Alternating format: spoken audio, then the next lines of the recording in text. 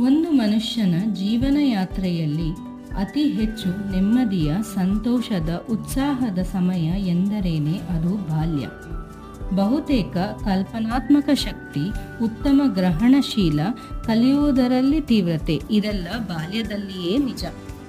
ಶಾರೀರಿಕ ಮತ್ತು ಮಾನಸಿಕ ಬೆಳವಣಿಗೆ ಅತಿ ಹೆಚ್ಚಾಗಿ ಕಂಡುಬರುವುದೂ ಕೂಡ ಬಾಲ್ಯದಲ್ಲಿಯೇ.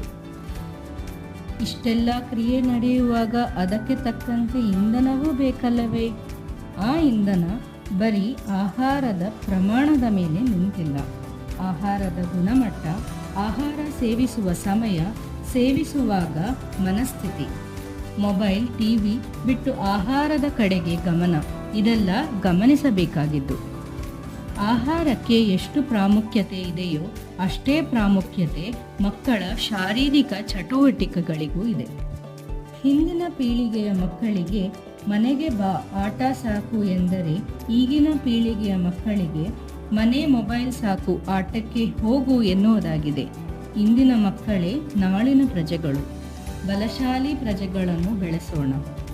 ಹೀಗೆಂದು ಹೇಳಿ ಕ್ರಯಮಾಯೂರ್ ಕಡೆಯಿಂದ ಮಕ್ಕಳ ದಿನಾಚರಣೆಯ ಶುಭಾಶಯಗಳು.